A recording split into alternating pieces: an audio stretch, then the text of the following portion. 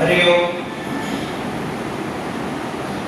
પુરુષોત્તમ માસની કથા શ્રી પ્રણવાનંદ સંસ્કૃત ભવન ખાતે શ્રી કથાકાર શ્રી નિશિતભાઈ ઉપાધ્યાયના વ્યાસાસને ચાલી રહી છે અને એમાં અનેક લોકો ભાગ લઈ રહ્યા છે. ખાસ કરીને મારા જનાર્દનભાઈ પંડ્યા સાહેબ, હિંમતભાઈ લાબડિયા સાહેબ,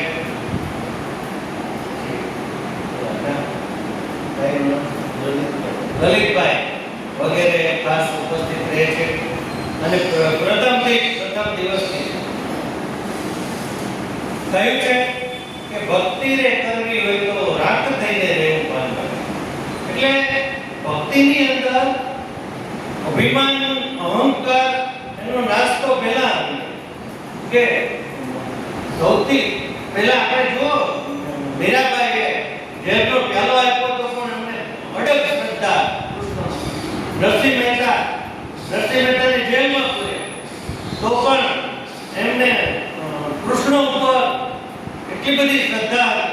એમને આપણે જાણીએ છીએ કે ભાઈ કુંવરભાઈનું મામેરું પૂરવાનું હતું, એની પાસે કંઈ હતું નહીં, છતાં પણ ભગવાને આવીને એનું કામ કર્યું.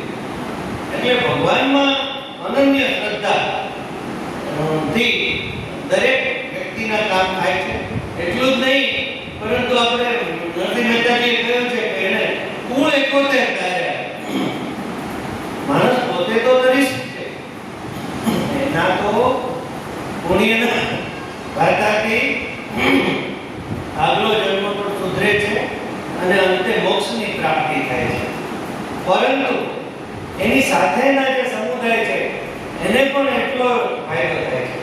એના સત્સંગથી તેઓ પાવન થાય છે. અમારે નથુરામ શર્માજી હતા, દિલગાના અમારા ગુરુદેવ, અમારા દાદા બધા ત્યાં અનન્ય ભક્ત હતા, ત્યાં જતા.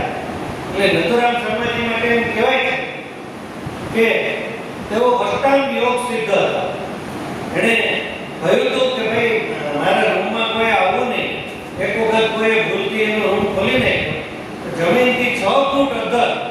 એટલે એ લોકો યોગ દ્વારા એને જે હવા જેવું શરીર હવાના ભૂલ જેવું હળવું કરી શકે છે.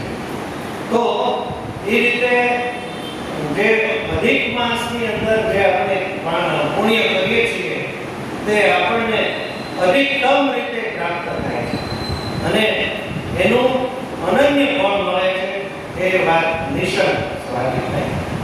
આ ઉપરાંત ભક્તિ કરવાથી આપણામાં એ સદ્ગુણોની પણ પ્રાપ્તિ થાય છે. એમાં એની મેળે વિનોબાજીએ કીધું કે આ સદ્ગુણોની સેના, તમે એક સદ્ગુણ પણ જો બરાબર રીતે પ્રાપ્ત કરો તો તમને બાકીના સદ્ગુણો એની મેળે આવે. ઊંધું પણ છે, એક દુર્ગુણ પ્રાપ્ત કરો તો બાકીના દુર્ગુણો પણ એની મેળે આવે. એટલે કે આસ્તિકતા, નૈતિકતા, માનવતા, સચ્ચરિત્રતા, શિષ્ટતા, ઉદારતા, આત્મીયતા, સમતા, સહિષ્ણુતા, શ્રમશીલતા જેવા અનેક સદ્ગુણો આપણને પ્રાપ્ત થાય છે.